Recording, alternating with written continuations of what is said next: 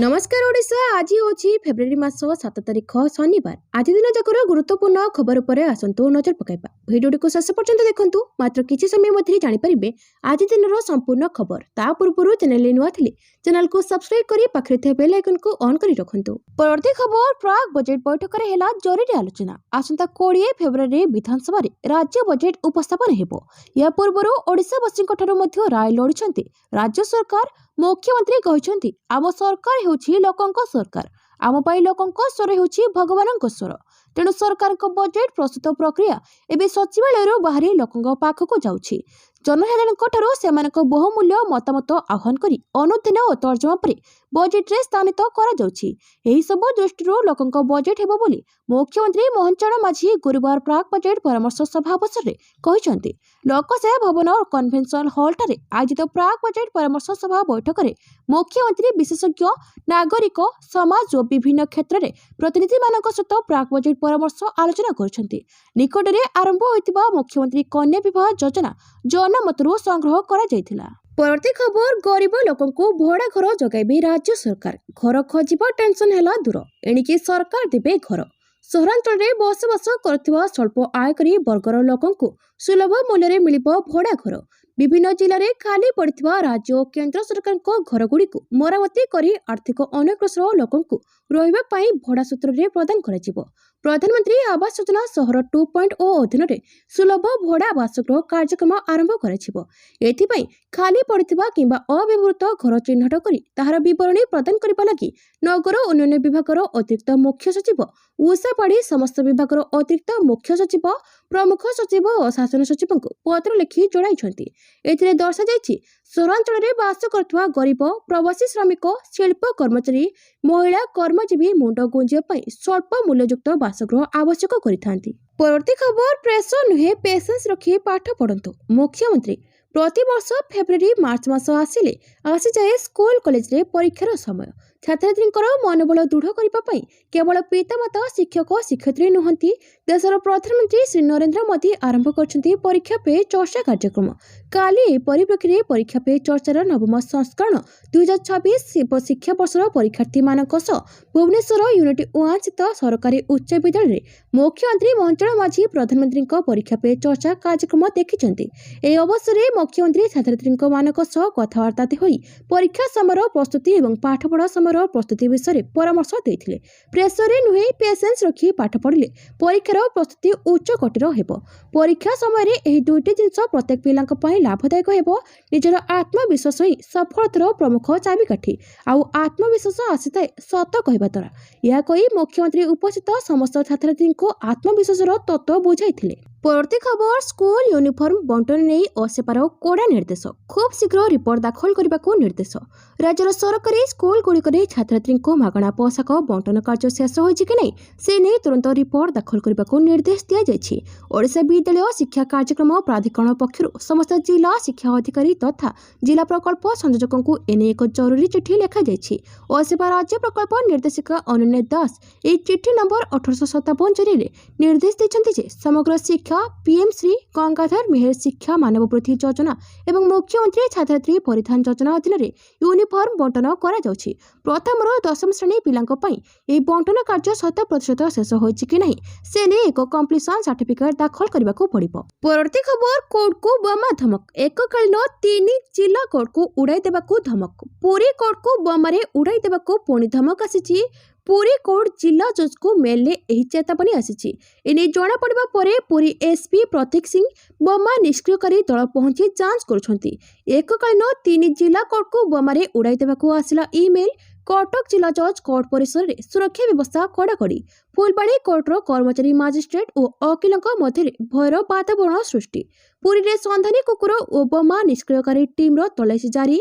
3 court परिसर में बमा थिबा नै आसिथिला मेल। उल्लेख था कि गत जनवरी मासरे मध्य एभली बमा विस्फोरण करिबार धमक मिलिथिला। जुली राणी पंडा नाम थिबा फेसबुक अकाउंट रे एभली धमक दिया जायथिला। केवल सेतिक नुहे राज्यसभा सांसद सुभाषिष खुंटिया को मध्य गोली करी मारिदेबा को धमक मिलिथिला। परवर्ती खबर महानीति को ने ब्लेम गेम राजनीति। बीजेडी कहला द्वंद्व रे राज्य सरकार। एप्रिल सरुछि ट्रिब्यूनाल कार्यकाल। महानदी प्रसंग में सरकार को घेरिले विरोधी ବିଜେଡି ପକ୍ଷରୁ ସାମ୍ବାଦିକ ସମ୍ମିଳନୀ କରାଯାଇ ଟାର୍ଗେଟ କରାଯାଇଛି। ଓଡ଼ିଶାର ନ୍ୟାୟ ପାଇଁ ରାଜ୍ୟ ସରକାର ଯେଉଁ କାର୍ଯ୍ୟକ୍ରମ କରୁଛନ୍ତି ସେଥିରେ ସନ୍ଦେହ ସୃଷ୍ଟି ହେଉଛି। ବ୍ଲେମ୍ ଗେମ୍ ରାଜନୀତିରେ ନିଜେ ମୋହନ ସରକାର ଦ୍ୱନ୍ଦାତ୍ମକ ସ୍ଥିତିରେ ରହିଛନ୍ତି। ରାଜ୍ୟରେ ହକ୍ ପାଇଁ 2016 ସେପ୍ଟେମ୍ବର 30 ତାରିଖରେ ତ୍ରିପାକ୍ଷିକ ଆଲୋଚନା ହୋଇଥିଲା। ସେତେବେଳେ ଉମା ଭାରତୀ କେନ୍ଦ୍ର ଜଳ ସମ୍ପଦ ମନ୍ତ୍ରୀ ରହିଥିଲେ। ତତ୍କାଳୀନ ମୁଖ୍ୟମନ୍ତ୍ରୀ ନବୀନ ପଟ୍ଟନାୟକ ମହାନଦୀ ଉପରେ ଛତିଶଗଡ଼ର ଶବ ନିର୍ମାଣକୁ ବନ୍ଦ କରିବାକୁ କହିଥିଲେ। ହେଲେ ସେତେବେଳେ ଛତିଶଗଡ଼ ମୁଖ୍ୟମନ୍ତ୍ରୀ ରମଣ ସିଂ ସିଧା ମନା କରିଦେଇଥିଲେ।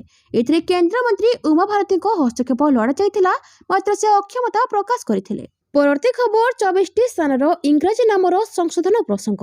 ଏକାଧିକ ଜିଲ୍ଲାରୁ ସଂଶୋଧନ ପାଇଁ ଉଠିଛି ଦାବି। ସୁରେଶ ପୂଜାରୀ ରାଜ୍ୟର 24ଟି ସ୍ଥାନର ଇଂରାଜୀ ନାମର ସଂଶୋଧନ ନେଇ ରାଜସ୍ୱ ବିଭାଗ ତରଫରୁ ବିଜ୍ଞପ୍ତି ପ୍ରକାଶ ପାଇବା ପରେ ଅନ୍ୟ ଜିଲ୍ଲାର ସଂଶୋଧନ ପାଇଁ ଦାବି ଉଠିଛି, ଯାହାକୁ ନେଇ ରାଜସ୍ୱ ମନ୍ତ୍ରୀ ସୁରେଶ ପୂଜାରୀ କହିଛନ୍ତି ସମସ୍ତଙ୍କ ପ୍ରସ୍ତାବ ଗ୍ରହଣ କରିବାକୁ ଆମେ ପ୍ରସ୍ତୁତ ଅଛୁ। ଅନ୍ୟ ଯେଉଁ ସ୍ଥାନର ଇଂରାଜୀ ନାମ ତ୍ରୁଟି ବିଚ୍ୟୁତ ରହିଛି ଆବେଦନ କଲେ ବିଚାରକୁ ନିଆଯିବ। ଭୁଲ ଉଚ୍ଚାରଣ କଲେ ଲୋକଙ୍କ ଭାବାବେଗକୁ ଆଘାତ ଲାଗିଥାଏ, ତେଣୁ ଯେଉଁମାନେ ସଂଶୋଧନ ପାଇଁ ପ୍ରସ୍ତାବ ଦେବେ ତାହାକୁ ଗ୍ରହଣ କରାଯିବ। ଇଂରାଜୀ ଭାଷାରେ ବହୁ ସମୟରେ ଓଡ଼ିଆ ଭାଷା ସ୍ପେଲିଂ ଭୁଲ ହୁଏ। ଯେଉଁ ସ୍ପେଲିଂ ଓଡ଼ିଆ ଶବ୍ଦ ବଳିର ଗାଁ ଅଞ୍ଚଳ ନାମ ହୋଇଥିବା ଗୁଡ଼ାଏ ତ୍ରୁଟି ବିଚ୍ୟୁତ ବାହାରିବ। ମନ୍ତ୍ରୀ କହିଛନ୍ତି ପ୍ରଥମ ପର୍ଯ୍ୟାୟ ଅନୁସାରେ ଯେତିକି ଆବେଦନ ଆସିଥିଲା ତାହା ଅନୁସାରେ ବିଜ୍ଞାପନ ଜରିଆରେ ସେ ଅଞ୍ଚଳର ଲୋକମାନଙ୍କର ମତାମତ ମଗାଯାଇଛି। ଅନ୍ୟ ଯେଉଁ ଯେଉଁ ସ୍ଥାନର ନାମ ଭୁଲ ଅଛି ଆବେଦନ କଲେ ତାହା ମଧ୍ୟ ବିଚାରକୁ ନିଆଯିବ।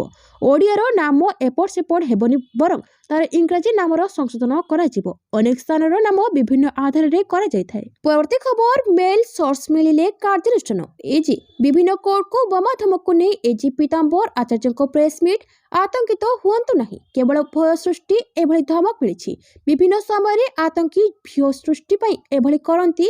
ଏହାର ଅର୍ଥ ନୁହେଁ ଯେ ସରକାର ଏହାକୁ ହାଲୁକାରେ ନେଇଛନ୍ତି। ସରକାର ଘଟଣାକୁ ଗୁରୁତ୍ୱର ସହ ନେଇଛନ୍ତି। ଏହି ଘଟଣାର ତଦନ୍ତ ଚାଲିଛି। ମୁଖ୍ୟମନ୍ତ୍ରୀ ନିଜେ ମନିଟରିଂ କରୁଛନ୍ତି। କୋର୍ଟ ସୁରକ୍ଷାକୁ ନେଇ ସାଲିସ କରାଯିବନି। କେଉଁଠୁ ମେଲ୍ ଆସୁଛି ସୋର୍ସ ଖୋଜା ଚାଲିଛି। ସୋର୍ସ ମିଳିଲେ କାର୍ଯ୍ୟାନୁଷ୍ଠାନ ନିଆଯିବ। ସୂଚନାଯୋଗ୍ୟ, ଆଜି ଗୋଟିଏ ଦିନରେ 4 କୋର୍ଟକୁ ମିଳିଥିଲା ବୋମା ଧମକ। କଟକ ଜିଲ୍ଲା ଜଜ୍ କୋର୍ଟ ସମେତ ପୁରୀ ଜିଲ୍ଲା ଜଜ୍ କୋର୍ଟ, ଫୁଲବାଣୀ କୋର୍ଟ ଓ ଯାଜପୁର ଜିଲ୍ଲା ଜଜ୍ କୋର୍ଟକୁ ମିଳିଥିଲା ବୋମା ଧମକ। ପରବର୍ତ୍ତୀ ଖବର ସାଇବର ଫ୍ରଡ୍ ହେଲେ ମିଳିବ 25,000 ପର୍ଯ୍ୟନ୍ତ ସହାୟତା। ଆରବିଆଇ ନେଲା ବଡ଼ ନିଷ୍ପତ୍ତି। ଛୋଟ ରାଶିର ଫାଇନାନ୍ସିଆଲ ଫ୍ରଡ୍ ମାମଲାରେ ଗ୍ରାହକଙ୍କୁ ବଡ଼ ଆଶ୍ୱସ୍ତି ମିଳିପାରେ। ଭାରତୀୟ ରିଜର୍ଭ ବ୍ୟାଙ୍କ ଏମିତି ମାମଲାରେ ଗ୍ରାହକଙ୍କୁ ସର୍ବାଧିକ 25,000 ପର୍ଯ୍ୟନ୍ତ କ୍ଷତିପୂରଣ ଦେବାକୁ ନେଇ ଏକ ନୂଆ ନିୟମ ଆଣିବାକୁ ପ୍ରସ୍ତାବ ରଖିଛି। ଆରବିଆଇ ଗଭର୍ଣ୍ଣର ସଞ୍ଜୟ ମାଲହୋତ୍ରା ଶୁକ୍ରବାର ଚାଲୁ ଆର୍ଥିକ ବର୍ଷର ଶେଷ ମନିଟାରୀ ପଲିସି ମିଟିଂରେ ନିଷ୍ପତ୍ତି ଘୋଷଣା ସମୟରେ ଏହି ସୂଚନା ଦେଇଛନ୍ତି। ଆରବିଆଇ ଗଭର୍ଣ୍ଣର କହିଛନ୍ତି ଯେ ବ୍ୟାଙ୍କିଂ ସେକ୍ଟର ଏବଂ ପେମେଣ୍ଟ ସିଷ୍ଟମରେ ଟେକ୍ନୋଲୋଜିର ଦ୍ରୁତ ବ୍ୟବହାର ଦେଖି ପୁରୁଣା ନିର୍ଦ୍ଦେଶନାମାଗୁଡ଼ିକୁ ପୁନଃ ସମୀକ୍ଷା କରାଯାଇଛି। ଡିଜିଟାଲ ପେମେଣ୍ଟକୁ ଆହୁରି ସୁରକ୍ଷିତ କରିବା ଲକ୍ଷ୍ୟରେ ଆରବିଆଇ ଶୀଘ୍ର ଏକ ଡିସ୍କସନ ପେପର ମଧ୍ୟ ପ୍ରକାଶ କରିବ। ପରବର୍ତ୍ତୀ ଖବର ବିଶ୍ୱସ୍ତରୀୟ ଇକୋ ଟୁରିଜିମ୍ ହବ୍ ପାଲଟିବ ସାତକୋଶିଆ ଅଭୟାରଣ୍ୟ। ବଦଳିବ ସାତକୋଶିଆର ରୂପରେଖା, ନୂଆ ରୂପ ପାଇବ ସାତକୋଶିଆ ଅଭୟାରଣ୍ୟ। ବିଶ୍ୱସ୍ତରୀୟ ଇକୋ ଟୁରିଜିମ୍ ହେବ ସାତକୋଶିଆ। ତିଆରି ହେବ ଅତ୍ୟାଧୁନିକ ଭିତ୍ତିଭୂମି। ଜୈବ ବିବିଧତା ଭରା ସାତକୋଶିଆ ଅଭୟାରଣ୍ୟ ହେବ ବିଶ୍ୱସ୍ତରୀୟ ଇକୋ ଟୁରିଜିମ୍। ବଦଳିବ ଅନୁଗୁଳ ଜିଲ୍ଲାରେ ଥିବା ସାତକୋଶିଆ ଅଭୟାରଣ୍ୟ କଳେବର। ବିଶ୍ୱସ୍ତରୀୟ ଇକୋ ଟୁରିଜିମ୍ ହବ୍ ପାଲଟିବ ସାତକୋଶିଆ ଅଭୟାରଣ୍ୟ। ପ୍ରାୟ 100 କୋଟି ଟଙ୍କା ବ୍ୟୟରେ ତିଆରି ହେବ ଅତ୍ୟାଧୁନିକ ଭିତ୍ତିଭୂମି। ଏନେଇ ସୂଚନା ଦେଇଛନ୍ତି ସାତକୋଶିଆ ବନ୍ୟପ୍ରାଣୀ ଅଭୟାରଣ୍ୟର ଡିଏଫ୍ଓ। ସାତକୋଶିଆ ଡିଏଫ୍ଓ ଗଦାଧର ପାତ୍ର କହିଛନ୍ତି 59,75,00,000 ଲକ୍ଷର ସବିଶେଷ ପ୍ରକଳ୍ପ ରିପୋର୍ଟ ଡିପିଆରକୁ ରାଜ୍ୟ ସରକାର ଅନୁମୋଦନ କରିଛନ୍ତି। ଏହି ପ୍ରକଳ୍ପ କାର୍ଯ୍ୟକାରୀ ହେଲେ ଅଭୟାରଣ୍ୟରେ ପର୍ଯ୍ୟଟକଙ୍କୁ ଆକୃଷ୍ଟ କରିବାକୁ ବ୍ୟାଘ୍ର ଅଭୟାରଣ୍ୟରେ 6ଟି ସ୍ଥାନ ଚିହ୍ନଟ କରାଯାଇଛି। ପରବର୍ତ୍ତୀ ଖବର ଚିଟ୍ଫଣ୍ଡ କ୍ଷତିଗ୍ରସ୍ତଙ୍କ ପାଇଁ ବଡ଼ ଖବର। ଟଙ୍କା ଫେରସ୍ତ ଅବଧି ବଢ଼ାଇଲେ ସରକାର। ଚିଟ୍ଫଣ୍ଡ କ୍ଷତିଗ୍ରସ୍ତଙ୍କ ପାଇଁ ବଡ଼ ଖବର। ଟଙ୍କା ଫେରସ୍ତ ପ୍ରକ୍ରିୟାର ଅବଧି ବଢ଼ାଇଲେ ସରକାର। ପୂର୍ବରୁ ଜାନୁଆରୀ 31 ଯାଏଁ ଅବଧି ଥିଲା। ଏବେ ମାର୍ଚ୍ଚ 31 ଯାଏଁ ଜାରି ରହିବ। ଟଙ୍କା ଫେରସ୍ତ ହେବ। ଆବେଦନକାରୀ ସମସ୍ତ ପ୍ରମାଣପତ୍ର ଦେଇ ଆର୍ଆଇଙ୍କ ନିକଟରେ ଆବେଦନ କରିବେ। ଏହାର 15 ଦିନ ଭିତରେ ଟଙ୍କା ଫେରି ପାଇବେ। 8ରୁ 10,000 କ୍ଷୁଦ୍ର ଜମାକାରୀଙ୍କୁ ଟଙ୍କା ଦେଉଛନ୍ତି ସରକାର। ପୂର୍ବରୁ ଚିଟ୍ଫଣ୍ଡରେ କ୍ଷତିଗ୍ରସ୍ତ ହୋଇଥିବା ସମସ୍ତ କ୍ଷୁଦ୍ର ଆବେଦନକାରୀଙ୍କୁ ଟଙ୍କା ଫେରସ୍ତ ପ୍ରକ୍ରିୟାର ଶେଷ ତାରିଖ ଜାନୁଆରୀ 31 ଥିଲା। ହେଲେ ଧାର୍ଯ୍ୟ ସମୟ ଭିତରେ କେତେକ ଜମାକାରୀ ଏପର୍ଯ୍ୟନ୍ତ ସେମାନଙ୍କ ଜମାରାଶି ଫେରି ପାଇନାହାନ୍ତି। ସେମାନଙ୍କ ସୁବିଧା ପାଇଁ ରାଜ୍ୟ ସରକାର ଟଙ୍କା ଫେରସ୍ତ ସମୟସୀମା ବୃଦ୍ଧି କରିଛନ୍ତି। ମାର୍ଚ୍ଚ 31 ଯାଏଁ ସମୟସୀମା ବଢ଼ାଯାଇଛି। ପରବର୍ତ୍ତୀ ଖବର ଏନ୍ଓସି ବିନା ନିର୍ମାଣ ବିରୋଧରେ ଏଆଇର କଡ଼ା ଚେତାବନୀ। ଏନ୍ଓସି ବିନା ନିର୍ମାଣ ବିରୋଧରେ ଏଆଇ କଡ଼ା ଚେତାବନୀ। ଡେରାଡୁନ୍ର ଜଲି ଗ୍ରାଣ୍ଟ ବିମାନବନ୍ଦର ଚାରିପାଖରେ ନିର୍ମାଣ କାର୍ଯ୍ୟ ସମ୍ପର୍କରେ ଭାରତୀୟ ବିମାନବନ୍ଦର ପ୍ରାଧିକରଣ କଡ଼ା ନିର୍ଦ୍ଦେଶାବଳୀ ଜାରି କରିଛି।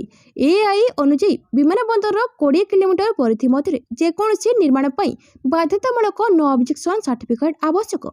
ଅନଧିକୃତ ନିର୍ମାଣକୁ ବିମାନ ସୁରକ୍ଷା ପାଇଁ ଏକ ଗମ୍ଭୀର ବିପଦ ବୋଲି ବିବେଚନା କରାଯିବ। ଏଆଇ ସ୍ପଷ୍ଟ କରିଛି ଯେ ଯାତ୍ରୀ ଏବଂ ବିମାନର ସୁରକ୍ଷାକୁ ଦୃଷ୍ଟିରେ ରଖି ଏହି ନିର୍ଦ୍ଦେଶାବଳୀ ଜାରି କରାଯାଇଛି। ବିମାନ ବନ୍ଦର ପାଖରେ ଉଚ୍ଚ କୋଠ, ଟାୱାର କିମ୍ବା ଅନ୍ୟାନ୍ୟ ଗଠନ ଉଡ଼ାଣ ଏବଂ ଅବତରଣ ସମୟରେ ବିପଦ ସୃଷ୍ଟି କରିପାରେ। ତେଣୁ ଏହି ନିୟମଗୁଡ଼ିକୁ ଉଲ୍ଲଂଘନ କରିବା କେବଳ ଏକ ସୁରକ୍ଷା ବିପଦ ନୁହେଁ, ବରଂ ଏକ ଫୌଜଦାରୀ ଅପରାଧ ମଧ୍ୟ। ଏଆଇ ଅନୁଯାୟୀ ବିମାନ ଆଇନ 1934ର ଧାରା 9A ଅନୁଯାୟୀ ବିମାନ ବନ୍ଦର ଚାରିପାଖରେ ନିର୍ଦ୍ଦିଷ୍ଟ ଅଞ୍ଚଳ ମଧ୍ୟରେ ଯେକୌଣସି ନିର୍ମାଣ ପାଇଁ ପୂର୍ବ ଅନୁମତି ଆବଶ୍ୟକ।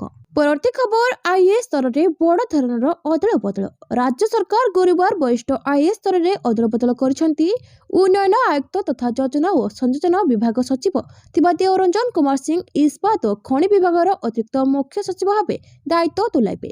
ସେହିପରି ଇସ୍ପାତ ଓ ଖଣି ବିଭାଗର ଅତିରିକ୍ତ ମୁଖ୍ୟ ସଚିବ ସହିତ ଅତିରିକ୍ତ ଭାବେ ସାଧାରଣ ପ୍ରଶାସନ ସଂସଦୀୟ ବ୍ୟାପାର ବିଭାଗର ଅତିରିକ୍ତ ଦାୟିତ୍ୱ ତୁଲାଉଥିବା ସୁରେନ୍ଦ୍ର କୁମାରଙ୍କୁ ସାଧାରଣ ପ୍ରଶାସନ ବିଭାଗର ଅତିରିକ୍ତ ମୁଖ୍ୟ ସଚିବ ନିଯୁକ୍ତ କରାଯାଇଛି।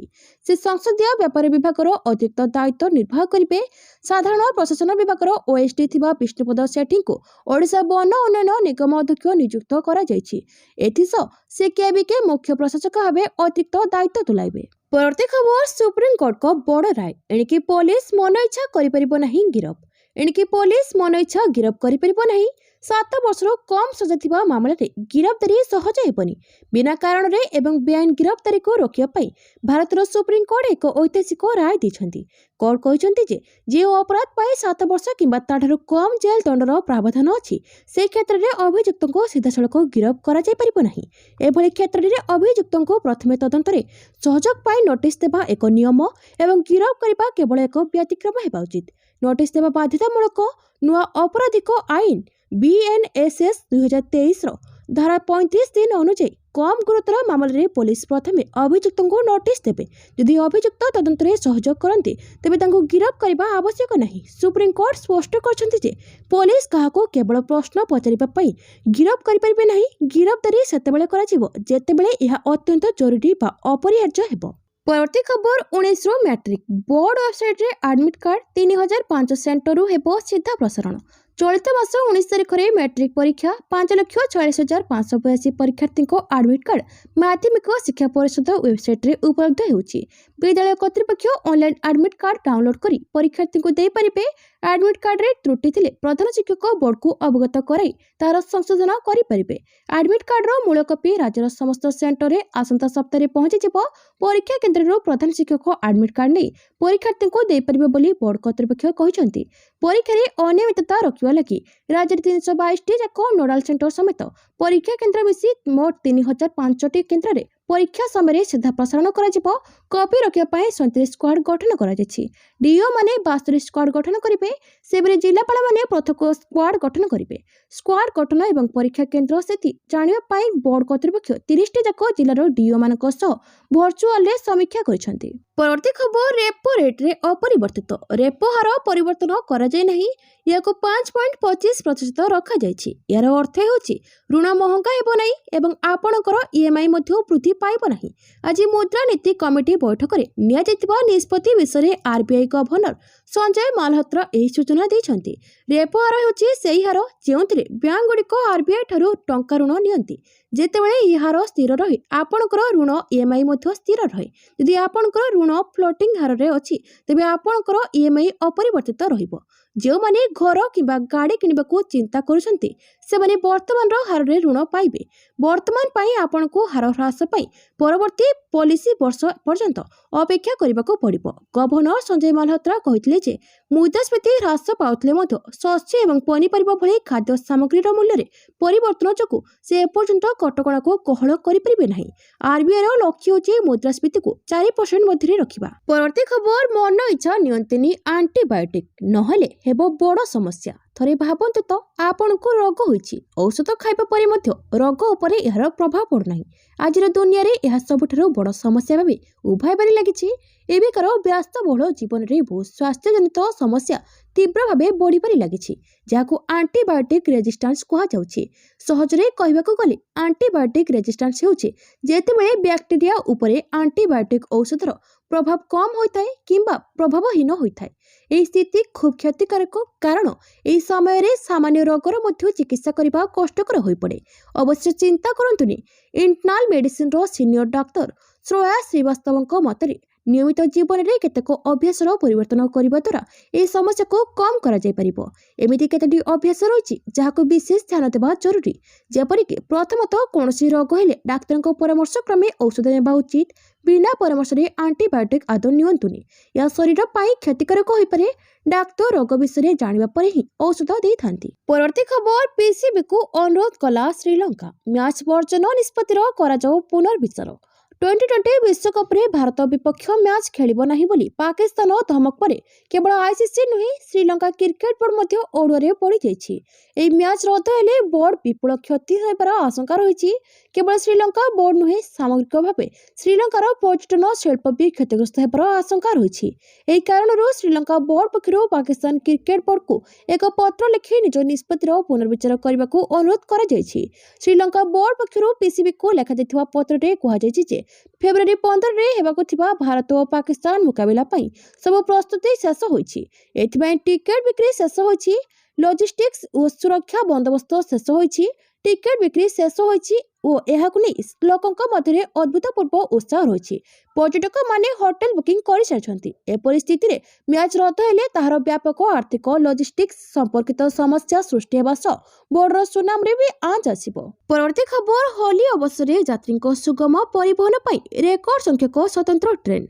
आगामी होली पर्व रे यात्री मानक पई आरामदायक एवं असुविधा मुक्त यात्रा सुनिश्चित करबा पई भारतीय रेलवे एहर नेटवर्क रे 1410 रु अधिक होली स्वतंत्र ट्रेन परिचालना करने को योजना करुछि। एही संख्या 1500 को वृद्धि पाई पारे। एही स्वतंत्र सेवा गुड़िक पर्व समय वर्धित यात्री चाहिदा पूरण करने एवं प्रमुख स्थान गुड़िक मध्य उत्तम संजोग सुनिश्चित करने पई लक्ष्य रखिछि। एही स्वतंत्र ट्रेन गुड़िक मार्च मासरे चालिबाकू स्थिर करा जायछि। गत वर्ष 2025 रे होली पई मोट 1144 स्वतंत्र ट्रेन यात्रा परिचालना होइतिला। विभिन्न जोन उपरे आधार करी पूर्व केंद्रीय रेलवे सर्वाधिक 285 स्वतंत्र ट्रेन चलाइबो। यहाँ परे पश्चिम रेलवे पश्चिम रूट्रे यात्री प्रबल भिड़ को दृष्टि रखी 231 ट्रेन चलाइबा योजना रही। परवर्ती खबर उत्तराखंड रे पाग परिवर्तन। 5 जिले में तुषारपात सतर्क। उत्तराखंड रे पाग पुणी थे परिवर्तन आसी। पागर प्रभाव पहाड़ू समतल अंचल जाए स्पष्ट भाव में देखा जाउछि। समतल अंचल रे घन कुहुड़ी दृष्टि गोचरता को यथेष्ट ह्रास करिछि। एही समय पाणीपाग विभाग राज्यर 5टी जिले में वर्षा और तुषारपात पर सतर्क सूचना जारी करिछि। पाणीपाग विभाग अनुसार उत्तरकाशी, रुद्रप्रयाग, चामोली, पिथौरागढ़ एवं नैनीताल जिले में हालुकारू मध्यम वर्षा होबार संभावना अछि। आज सकाळे समतल अंचल रे घन कुहुड़ी जोगु रास्ता यातायात धीर हो जाइछि। विशेषकर जातीय राजपथ एवं ग्रामांचल रास्ता दृश्यमानता ह्रास पाइबा फल दुर्घटनार आशंका वृद्धि पाइछि। अनेक स्थान में ड्राइवर माने हेडलाइट जाली गाड़ी चलाइबाकू बाध्य होउचंती। एने जिला प्रशासन मध्य सजग अछि। संपृक्त जिलार अधिकारी मानकू सतर्क अवलंबन करिबा एवं जेकोसी जरूरीकालीन परिस्थिति पई प्रस्तुत रहिबाकू निर्देश दिया जाइछि। परवर्ती खबर प्रधानमंत्री को परीक्षा पे चर्चा। 4.5 कोटी छात्रछात्री और शिक्षक शिक्षयित्री को परामर्श।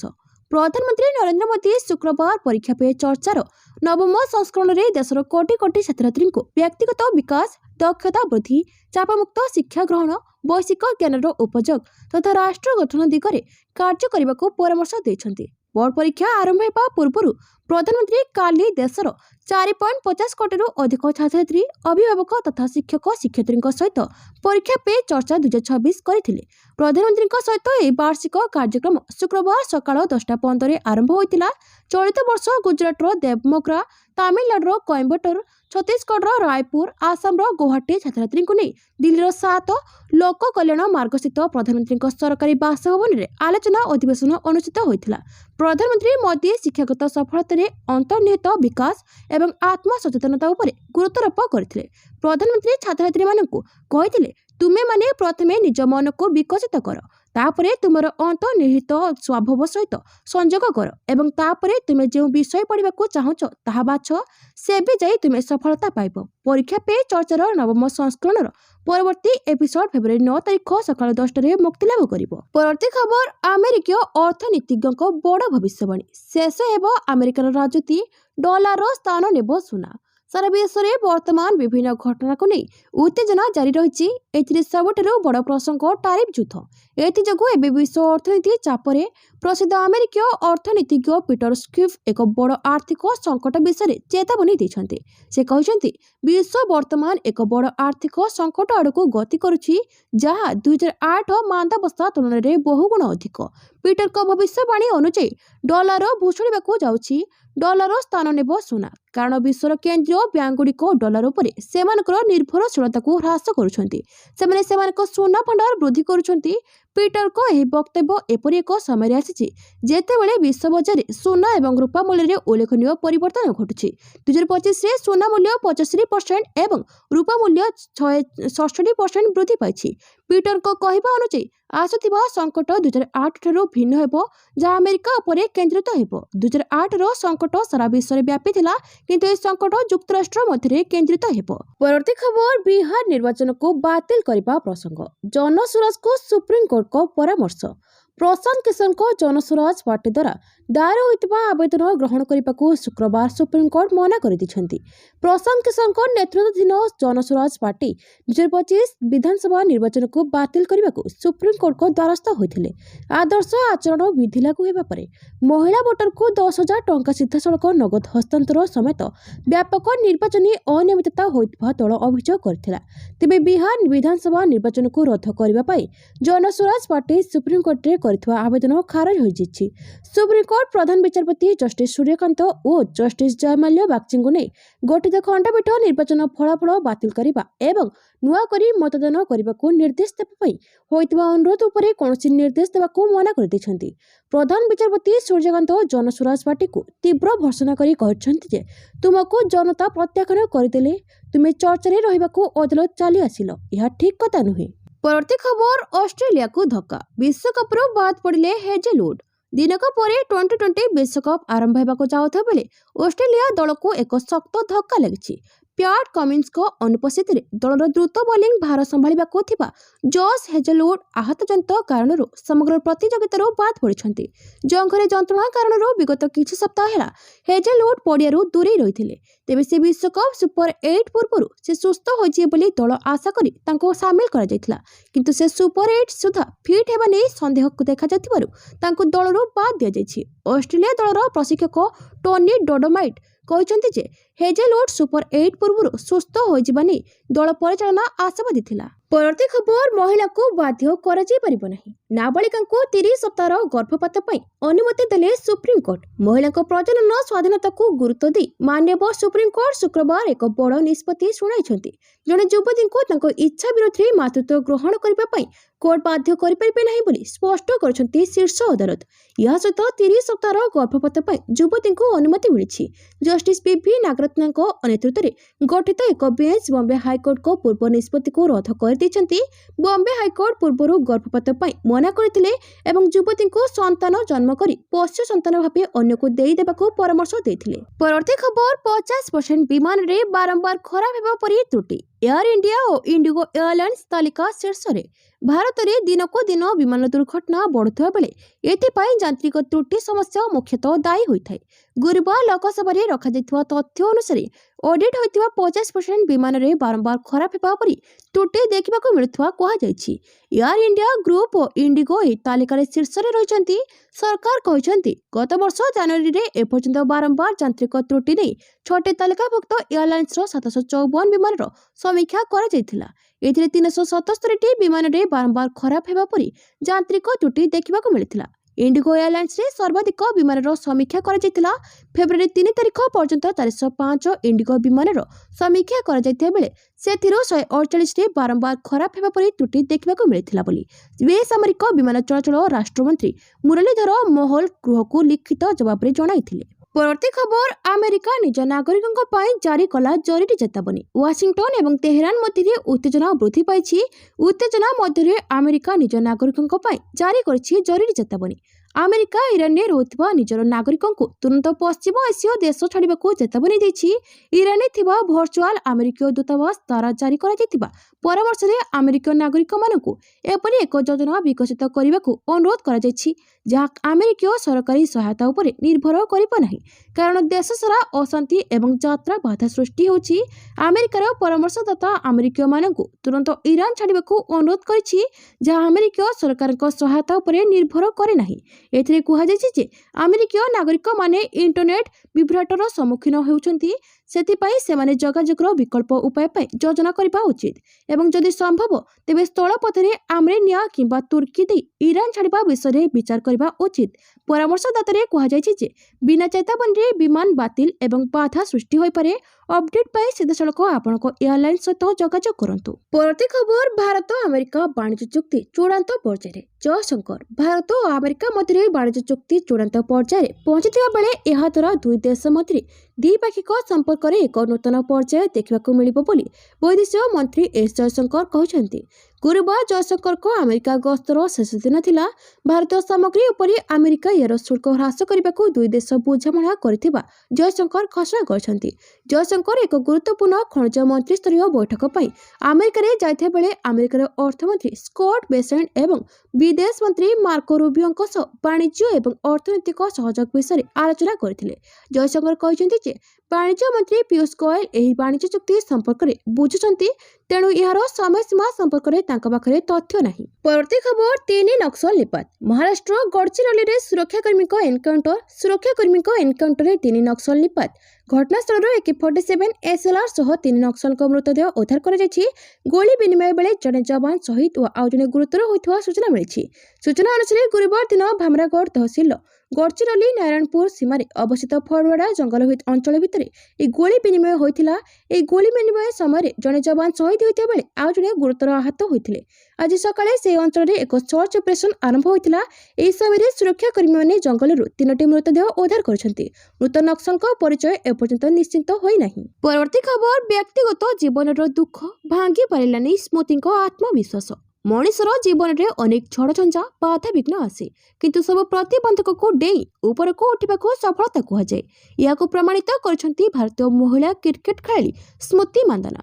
ମହିଳା କ୍ରିକେଟ ଲିଗ୍ର ଫାଇନାଲରେ ତାଙ୍କର ବିସ୍ଫୋରକ ଇନିଂସ ବଳରେ RCB ଚାମ୍ପିୟନ ହେବା ପରେ ସବୁରି ମୁହଁରେ ସ୍ମୃତିଙ୍କ ପ୍ରଶଂସା ରହିଛି। ଫାଇନାଲରେ ଦିଲ୍ଲୀ କ୍ୟାପିଟାଲ୍ସ 204 ରନ୍ର ଏକ ବଡ଼ ଲକ୍ଷ୍ୟ ରଖିଥିଲା।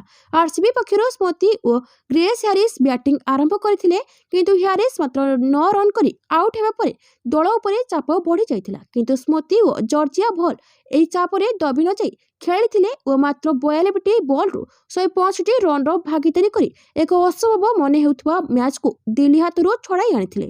ସ୍ମୃତି ଅସାଧାରଣ ମାନସିକ ଦୃଢ଼ତାର ସହ ବ୍ୟାଟିଂ କରି ମାତ୍ର 41ଟି ବଲ୍ରେ 87 ରନ୍ କରିଥିଲେ। ଏପରିକି ଗତ 2 ଦିନ ଧରି ସେ ଜ୍ୱରରେ ପୀଡ଼ିତ ଥିବା ସତ୍ତ୍ୱେ ଏହି ଅସାଧାରଣ ପାଳି ଖେଳିଥିଲେ। ପରବର୍ତ୍ତୀ ଖବର, ତାମିଲନାଡୁରେ ବାର୍ଡ ଫ୍ଲୁ ଆତଙ୍କ। ମୃତ କାଉଙ୍କ ଠାରେ H5N1 ଭୂତାଣୁ ଠାବ। ଚେନ୍ନାଇ ସମେତ ତାମିଲନାଡୁରେ ଶହ ଶହ କାଉଙ୍କ ମୃତ୍ୟୁ ପରେ ରାଜ୍ୟରେ ବାର୍ଡ ଫ୍ଲୁ ନେଇ ଆତଙ୍କ ଦେଖାଯାଇଛି। ପରୀକ୍ଷାରୁ ମୃତ କାଉଙ୍କ ଠାରେ H5N1 ଭୂତାଣୁ ଠାବ ହୋଇଛି।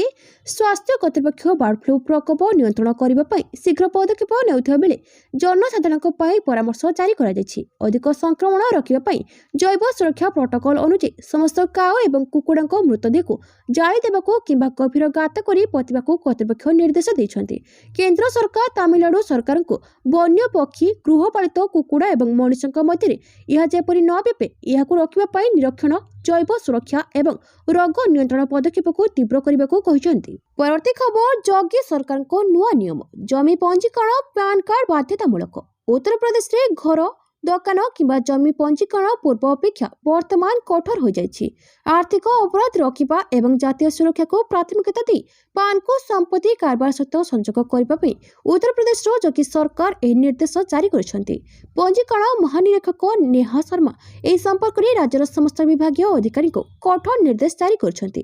ସୂଚନା ଅନୁଯାୟୀ ଏହି ନିଷ୍ପତ୍ତିର ମୁଖ୍ୟ କାରଣ ହେଉଛି ଭାରତ ନେପାଳ ସୀମାବର୍ତ୍ତୀ ଜିଲ୍ଲାଗୁଡ଼ିକରେ ହଠାତ୍ ସମ୍ମତି ପଞ୍ଜୀକରଣର ସଂଖ୍ୟା ବଢ଼ିଯିବା।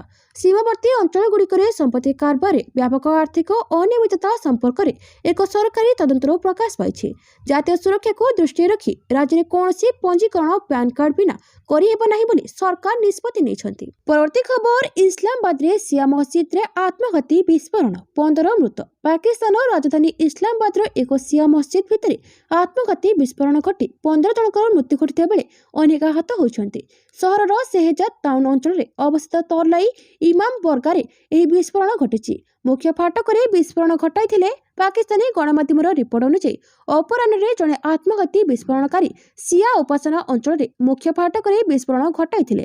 ଟାଇମ୍ସ ଅଫ୍ ଇସଲାମାବାଦର ଏକ ରିପୋର୍ଟ ଅନୁଯାୟୀ ବିସ୍ଫୋରଣ ପରେ ଇସଲାମାବାଦ ପୋଲିସ ଆଇଜି ସହରରେ ଜରୁରୀକାଳୀନ ପରିସ୍ଥିତି ଘୋଷଣା କରିଥିବା ବେଳେ ଉଦ୍ଧାରକାରୀ ଓ ଆଇନ ପ୍ରଣୟନକାରୀ ଦଳ ଘଟଣାସ୍ଥଳରେ ପହଞ୍ଚିଥିଲେ। ପରବର୍ତ୍ତୀ ଖବର, ବଢ଼ିବ ଭାରତୀୟ ବାୟୁସେନାର ଶକ୍ତି, ଡରିବେ ଶତ୍ରୁ। ଭାରତ କିଣିବ ଆଉ 114ଟି ରାଫେଲ ବିମାନ।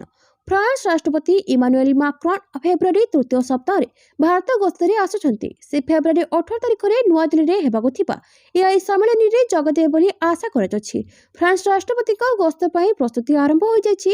ଫ୍ରାନ୍ସ ରାଷ୍ଟ୍ରପତି ଇମାନୁଏଲ ମାକ୍ରନ୍ଙ୍କ ଏହି ଗସ୍ତ ଭାରତୀୟ ପ୍ରତିରକ୍ଷା କ୍ଷେତ୍ର ପାଇଁ ଗୁରୁତ୍ୱପୂର୍ଣ୍ଣ ବୋଲି କୁହାଯାଉଛି, କାରଣ ଭାରତ ଓ ଫ୍ରାନ୍ସ ମଧ୍ୟରେ ଦ୍ୱିପାକ୍ଷିକ ଆଲୋଚନାରେ ରାଫେଲ ଜେଟ୍ କ୍ରୟ ପ୍ରସ୍ତାବ ଉପରେ ଆଲୋଚନା ହୋଇପାରେ। ଏହି ଚୁକ୍ତିରେ ଭାରତୀୟ ବାୟୁସେନା ପାଇଁ 114ଟି ରାଫେଲ ଲଢୁଆ ବିମାନ କିଣିବା ପାଇଁ ଡିଲ୍ ହୋଇପାରେ। ସୂଚନା ଅନୁଯାୟୀ ଭାରତର ପ୍ରତିରକ୍ଷା ଅଧିଗ୍ରହଣ ବୋର୍ଡ ଗତ ମାସରେ ଏହି ପ୍ରସ୍ତାବକୁ ପ୍ରାଥମିକ ଅନୁମୋଦନ ଦେଇଥିଲା ଏବଂ ଆସନ୍ତା ସପ୍ତାହରେ ଭାରତର ପ୍ରତିରକ୍ଷା ମନ୍ତ୍ରୀଙ୍କ ସହ ଏକ ଉଚ୍ଚସ୍ତରୀୟ ବୈଠକରେ ଏହା ଉପରେ ଆଲୋଚନା ହେବା ନେଇ ଆଶା କରାଯାଉଛି। ପରବର୍ତ୍ତୀ ଖବର, ଏବେ ମଣିଷ ନୁହେଁ ଏଆଇ ହେବେ ଅଫିସ ସହକର୍ମୀ। ଚାଞ୍ଚଲ୍ୟ ସୃଷ୍ଟି କରିଛି ମସ୍କୋ ହ୍ୟୁମାନ ଏମୁଲେଟର।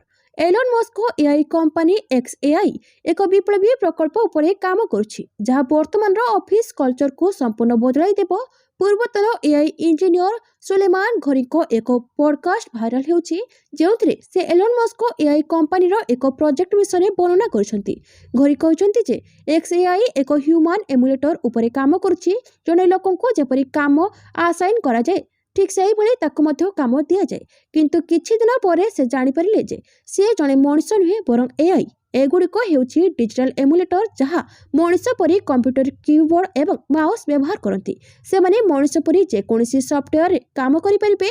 କିଛି ଦିନ ପୂର୍ବରୁ ଆପଣ ଅପ୍ଟିମସ୍ ରୋବଟ ଦେଖିଥିଲେ, ଯାହା ମଣିଷ ପରି ଶାରୀରିକ କାମ କରିଥାଏ। ପରବର୍ତ୍ତୀ ଖବର, 28ରେ ଭାରତକୁ ଆସିବ 8 ଚିତାବାଘ। ଆସନ୍ତା 28ରେ ଆଫ୍ରିକୀୟ ରାଷ୍ଟ୍ର ବୋତ୍ସୁଆନାରୁ ଆଉ 8ଟି ଚିତା ଭାରତରେ ପହଞ୍ଚିବେ। ଏହାଦ୍ୱାରା ଭାରତରେ ଚିତା ପ୍ରକଳ୍ପ ଅଧିକ ଶକ୍ତିଶାଳୀ ହେବ। ନିକଟରେ ଏହି ପ୍ରସଙ୍ଗ ନେଇ କେନ୍ଦ୍ର ପରିବେଶ ମନ୍ତ୍ରୀ ଭୂପେନ୍ଦ୍ର ଯାଦବ ଏବଂ ମଧ୍ୟପ୍ରଦେଶ ମୁଖ୍ୟମନ୍ତ୍ରୀ ମୋହନ ଯାଦବଙ୍କ ମଧ୍ୟରେ ଏକ ଉଚ୍ଚସ୍ତରୀୟ ବୈଠକ ଅନୁଷ୍ଠିତ ହୋଇଯାଇଛି। ବୋତ୍ସୁଆନାରୁ ଆସିବାକୁ ଥିବା ଚିତାଗୁଡ଼ିକୁ ମଧ୍ୟପ୍ରଦେଶର କୁନ ଜାତୀୟ ପାର୍କରେ ରଖାଯିବ। ଚିତାଙ୍କ ଖାଦ୍ୟ ପାଇଁ ଆସାମ ଓ ଅନ୍ୟ ରାଜ୍ୟରୁ ବଣୁଆ ମଇଁଷି ଅଣାଯାଇ କୁନ ପାର୍କରେ ଛଡ଼ାଯିବ ବୋଲି ଜଣାପଡ଼ିଛି। ଭାରତରେ ଲୋପ ପାଇଥିବା ଚିତା ବଂଶକୁ ପୁଣି ଥରେ ବୃଦ୍ଧି କରିବା ଲକ୍ଷ୍ୟରେ ପ୍ରଧାନମନ୍ତ୍ରୀ ନରେନ୍ଦ୍ର ମୋଦିଙ୍କ ନିର୍ଦ୍ଦେଶ କ୍ରମେ ଚିତା ପ୍ରକଳ୍ପ ଆରମ୍ଭ କରାଯାଇଥିଲା। ତଦନୁଯାୟୀ 2022 ସେପ୍ଟେମ୍ବର 17ରେ ପ୍ରଥମ ଦଫାରେ ଆଫ୍ରିକୀୟ ରାଷ୍ଟ୍ର ନାମ୍ବିଆରୁ 8ଟି ଚିତା ଅଣାଯାଇ କୁନ ପାର୍କରେ ଛଡ଼ାଯାଇଥିଲା। 2023 ଫେବ୍ରୁଆରୀ 18ରେ ଦ୍ୱିତୀୟ ଦଫାରେ ଦକ୍ଷିଣ ଆଫ୍ରିକାରୁ ଆଉ 12ଟି ଚିତା ଅଣାଯାଇଥିଲା। ବର୍ତ୍ତମାନ ସୁଦ୍ଧା କୁନ ପାର୍କରେ ଚିତା ସଂଖ୍ୟା 32ରେ ପହଞ୍ଚିଥିବା ଜଣାପଡ଼ିଛି।